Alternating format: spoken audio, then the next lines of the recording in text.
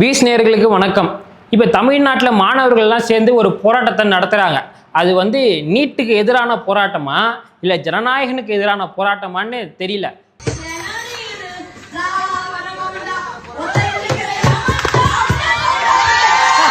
ஏன்னா அது அழகா திமுக என்ன பண்ணிடுச்சு, தாவேக்கா பக்கம் மடை மாற்றி விட்டுருச்சு. அந்த மாணவர்களுடைய கோவத்தை அழகா விஜய் பக்கம் அழகா திருப்புற வேலையெல்லாம் இந்த திமுக என்ற தீய சக்தி இந்த வேலையை கனகச்சிரமா பண்ணி முடிச்சிருச்சு. இப்ப போராட்டத்துல நீட்டை பிஜேபி விமர்சிக்கல, விஜய் அவர்கள் வாயை திறக்க மாட்டேங்கிறாங்கட்டு முழு நேரமும் விஜய் அவர்கள் தான் விமர்சிட்டு இருக்காங்க. தமிழ்நாட்டில் இருக்கும் கொசக்சி பசங்கள் இன்னைக்கு எதுக்கு மாணவர்கள் பிரச்சனைகளை பற்றி.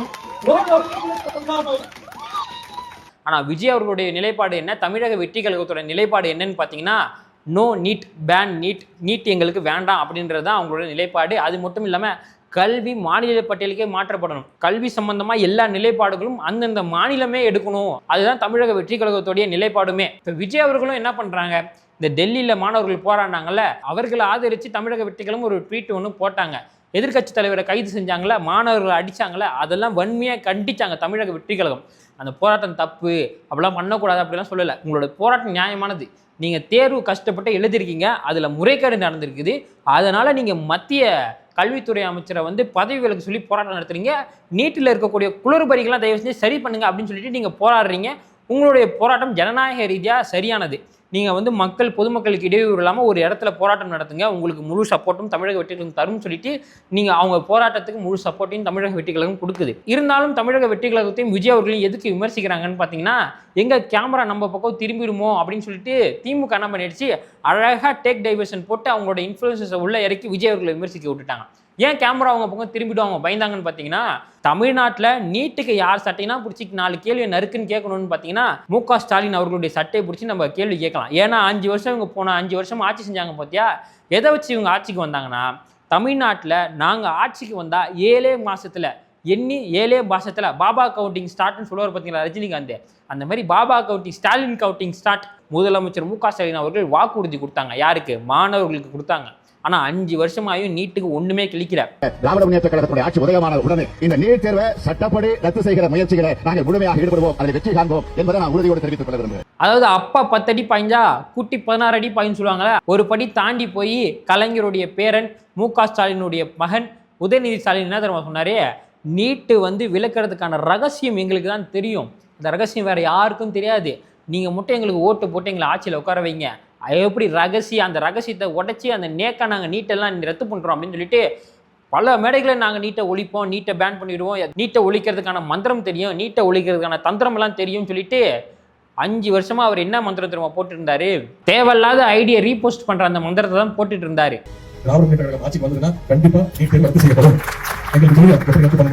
முன்னாள் முதலமைச்சர் மு.க. ஸ்டாலின் அவர்களும் பேசியிருக்காரு. அவர் முதலமைச்சராக ஆகிறதுக்காக பேசியிருக்கிறாரு, நீட்டை நாங்கள் ஒழிக்கிறோம்னு சொல்லிட்டு. முன்னாள் துணை முதலமைச்சரும் நாங்கள் ஆட்சிக்கு வந்தா நீட்டை ஒழிச்சிருவோம்னு சொன்னாங்க.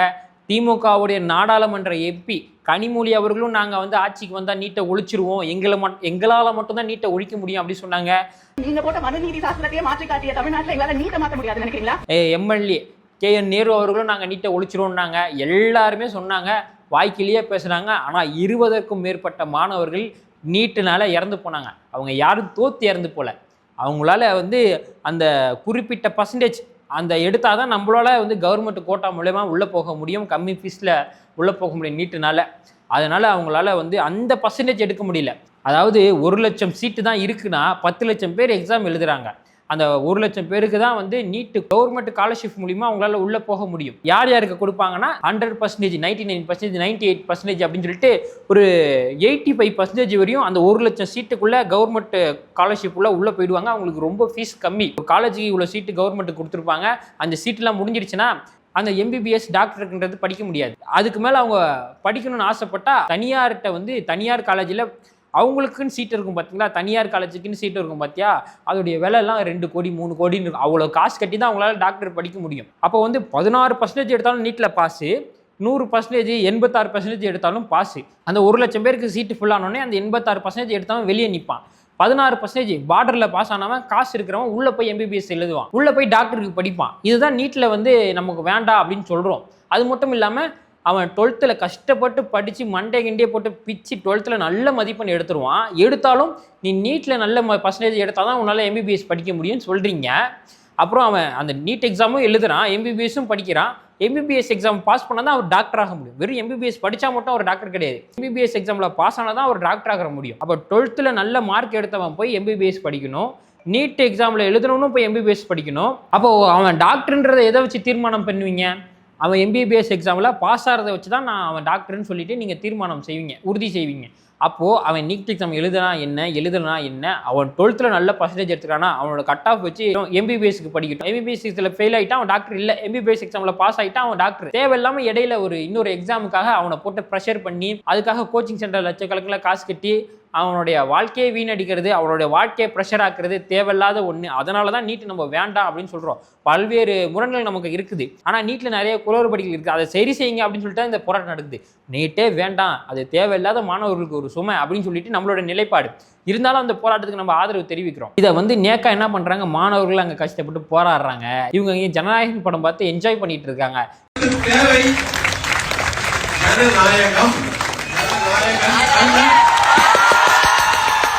ஏன் நாங்கள் போராட்டமே பண்ணலையா?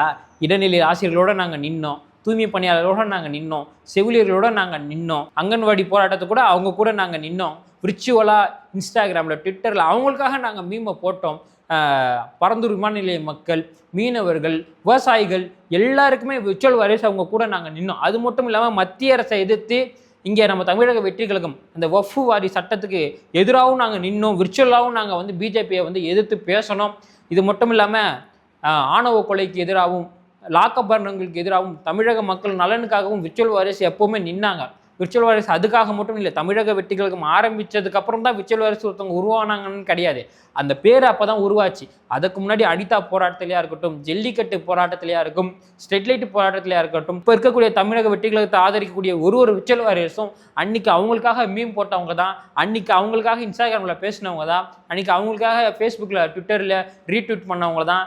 இவங்க எல்லாருக்குமே தமிழக மக்களுடைய நலனுக்காகவும் எப்போவுமே நாங்கள் நின்றுக்கிறோம், இப்போவும் நாங்கள் உங்க கூட நிற்கிறோம். ஆனால் அழகாக மடையை மாட்டி எங்கள் மேலே விர்ச்சுவல் வாரியர்ஸ் வாயை திறக்க மாட்டேங்கிறா, விஜய் அவர்கள் வாயை திறக்க மாட்டேங்கிறாரு, சிஎம் அவர்கள் வாயை திறங்க அப்படின்னு சொல்லிட்டு தேவையில்லாத ஒரு கோவத்தை அந்த போராட்ட குழு மேலே இவங்க திணிக்க முயற்சிக்கிறாங்க.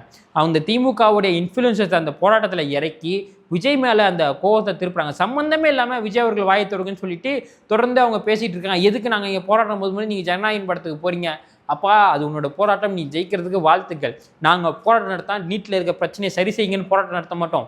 நீட்டே எங்களுக்கு வேறானதான் நாங்கள் போராட்டம் நடத்துவோம். அதனால் உங்களுடைய போராட்டம் நியாயமானது. எங்களுடைய ஆதரவு எப்போவுமே உங்களுக்கு. நீங்கள் மக்களை டிஸ்டர்ப் பண்ணாமல், நீங்கள் சாலை மறியல் செய்யாமல், நீங்கள் ஒரு இடத்துல பர்மிஷன் வாங்கி நீங்கள் சென்ட்ரல் கவர்மெண்ட் எடுத்து குரல் கொடுங்க. உங்களோட நாங்களும் விர்ச்சுவலாக குரல் கொடுக்குறோம். நீங்கள் கவலையே படாதீங்க. நீட்டை நான் தமிழக வெற்றி கழகம் எவ்வளோ சீக்கிரம் முடியுமோ சென்ட்ரல் கவர்மெண்ட்டை மாற்றி முதலமைச்சர் விஜய் அவர்கள் நீட்டுக்கு விலக்கு வாங்கி தருவாருன்னு நாங்கள் நம்புகிறோம். முதலமைச்சர் விஜய் அவர்கள், அண்ணன் விஜய் அவர்கள் ஒரே ஒரு வார்த்தை சொன்னால் போதும், கோடிக்கணக்கான இளைஞர்கள் நீட்டு வேண்டாம் அப்படின்னு சொல்லிட்டு ரோட்டில் இறங்கி போராட அமைதியான முறையில், ஜனநாயக ரீதியான முறையில் பர்மிஷன் வாங்கி நாங்கள் லீகலாக போராட தயாராக இருக்கிறோம். இப்போ நடக்கிற போராட்டம் நீட்டு வேணான்ற போராட்டம் இல்லை, நீட்டில் பல குளறுபடிகள் இருக்குது, அதை சரி செய்யுங்க அப்படின்ற போராட்டம். உங்களுடைய பக்கம் தான் நாங்கள் இருக்கிறோம். உங்களுடைய போராட்டம் நியாயங்க, நாங்கள் அதனால் உங்களை ஆதரிக்கிறோம். நீங்கள் கஷ்டப்பட்டு எக்ஸாம் எழுதிருக்கீங்க, அதில் முறைகேடு நடந்திருக்குது, உங்கள் மேலே கை வச்சதெல்லாம் தப்பு, எதிர்க்கட்சி தலைவர் ராகுல் காந்தியை கைது செஞ்சதெல்லாம் தப்பு, அதனால் நாங்கள் உங்களுக்கு ஆதரவாக தான் இருக்கிறோம் அப்படின்னு சொல்லியும் நீங்கள் திமுகவுடைய அந்த வலையில் சிக்கி விஜய் அவர்களை விமர்சிப்பது, நீங்கள் உங்களுக்கு தேவையில்லாத எதிரிகளை சேர்க்கிறதும் அந்த போராட்டத்துடைய நோக்கத்தையே திசை திருப்பும் விதமாக இருக்குது. எவ்வளோ நேக்கா இவ்வளோ கேவலமான வேலையை திமுக செஞ்சுருக்குன்னு பார்த்தீங்களா? கஷ்டப்பட்டு அங்கே மாணவர்கள் அடி வாங்கி போராட்டம் நடத்துகிறாங்க, அவங்கள ஆதரித்து இங்கே மாணவர்கள் போராட்டம் நடத்துகிறாங்க. அதில் திமுக இன்ஃப்ளூயன்ஸை உள்ளே இறக்கி போராட்டத்தோடைய நோக்கத்தையே அழகாக மாற்றி விட்டுட்டாங்க. ஜனநாயகனுக்கு எதிராகவும் முதலமைச்சர் விஜய்க்கு எதிராகவும் அந்த போராட்டத்தை எவ்வளோ நேக்காக மாற்றி விட்டாங்க. இதெல்லாம் கேவலமான அரசியல், இதெல்லாம் நல்லாவா இருக்குது? ஒரு போராட்ட களத்தில் இறங்கி எங்களுக்காக பேசின சிஎம்மோ நடந்த சிஎம்மோ இருக்கிறாங்க. இப்போ இருக்கிற சிஎம்மோட கைடன்ஸ் சரியில்லைன்னு தான் நாங்கள் சொல்லுவோம். உண்மையாலே மாணவர்கள் மீதும் மக்கள் மீதும் மரியாதை வச்சிருக்கிறவன், அன்பு வச்சிருக்கவன், பாசம் எப்படிலாம் பண்ணுவானா? சென்ட்ரல் கவர்மெண்ட்டை எதிர்த்து போராட வேண்டிய போராட்டத்தை இங்கே முதலமைச்சர் விஜய் பக்கம் திருப்பி விடுற அந்த வேலையை யார் செய்வானா? ரொம்ப கேவலமான ஒரு அரசியல்வாதி தான் செய்வான். அந்த திமுகவோட இன்ஃப்ளூயன்ஸ் எவனா வந்தா, அந்த ஜென்சி டிஎம்கேல எவனா இருக்கிறவன் உள்ள வந்தானா உள்ள சேர்த்து அதை தயவு செஞ்சு டிவிகே விசஸ் சிஜேபி அப்படின்னு சொல்லிட்டு இவங்க போராட்டத்தை மாத்துறாங்க. இந்த காக்ரோச் ஜனதா பார்ட்டி விசஸ் தமிழக வெற்றிகளும் இவங்க போராட்டத்தை மாற்றி விட்டுட்டு ஓரமாக நின்று வேடிக்கை பட்டு கை கூட்டி சிரிப்பாங்க. அடிச்சுக்கோங்க அப்படின்னு சொல்லிட்டு நான் போய் சொன்னேன் பற்றி அப்படின்னு சொல்லிட்டு இளைஞர்கள் எங்கள் பக்கம் நீங்கள் என்ன பண்ணுங்கள், காக்ரோச் ஜனதா நீங்கள் நம்ம திமுக பக்கம் வந்துருங்க, தமிழக வெற்றிகளும் பார்த்தீங்களா உங்களுக்கு ஆதரவு தெரிவிக்கல, நீங்கள் வந்து உங்களை மடைமாற்ற முயற்சிக்கிறாங்க, தயவு செஞ்சு அந்த வலையில் போய் தயவு செஞ்சு விழுந்துடாதீங்க. தொடர்ந்து உங்களுடைய போராட்டம் வெற்றி பெற வாழ்த்துக்கள். எப்போவுமே நாங்கள் விர்ச்சுவலாக உங்களுக்கு சப்போர்ட் பண்ணுவோம். தமிழக வெற்றி கழகத்துடைய சப்போர்ட் எப்போவுமே அந்த போராட்டத்துக்குழுக்கு மாணவர்களுக்கு இருக்கும். உங்களுடைய போராட்டம் நியாயமானது. ஆனால் திமுகவோட வலையில் விழுந்து சம்பந்தமே இல்லாமல் விஜய் அவர்களை விமர்சிப்பது நியாயமே கிடையாது. அதனால் தயவு செஞ்சு உங்களுடைய போராட்டத்தோட நோக்கத்தை புரிஞ்சுக்கிட்டு யாரை விமர்சிக்கணும், யாரை எதற்காக விமர்சிக்கணுமோ அவரை அதற்காக விமர்சிங்க. தயவு செஞ்சு மடைமாத்தாதீங்க. யாருடைய அரசியல் ஆதாயத்துக்கும் நீங்கள் பலிகாடு ஆகிடாதீங்கன்னு சொல்லிட்டு இந்த வீடியோ இதோட முடிச்சுக்கிறோம். அடுத்த வீடியோ சந்திப்போம். நன்றி, வணக்கம்.